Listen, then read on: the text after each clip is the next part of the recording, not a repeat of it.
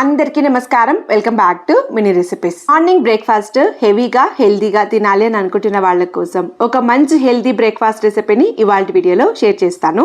బౌల్లో 1.5 కప్పు రాగులు, 1 కప్పు బియ్యము, అలానే 1/2 కప్పు ఉద్దిబ్యాళ్ళు, 1 స్పూన్ శనగబ్యాళ్ళు.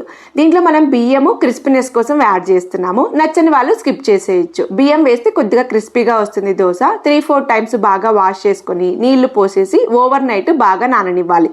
ఎంత బాగా నానితే అంత బాగా వస్తుంది dosa. Over night at least minimum 8 గంటలైనా నానాలి. మార్నింగ్ కి బాగా నానిపోయాయి. ఇలా నానిన దాన్ని మిక్సీ జార్ లో వేసేసుకొని ఇలా గ్రైండ్ చేసేటప్పుడు మీరు ఒక చిన్న కప్పు అటుకులు నానబెట్టుకొని అప్పటికప్పుడు వేసుకోవచ్చు. రుబ్బేటప్పుడు నేనైతే వేయలేదు, నచ్చితే వేసుకోవచ్చు. దాంట్లోనే అల్లము, పచ్చిమిరపకాయలు, రుచికి సరిపడా ఉప్పు, కొద్దిగా వాటర్ పోసేసి దోశల పిండి ఎలా అయితే గ్రైండ్ చేసుకుంటామో మెత్తగా గ్రైండ్ చేసుకోవాలి. ఉప్పు తక్కువైతే కొద్దిగా ఉప్పు, అలానే వంట సోడా కూడా వేసేసి బాగా కలిపేసి ఒక అర్ధగంట నాననివ్వాలి. అర్ధగంట తర్వాత బాగా నానింటుంది పిండి.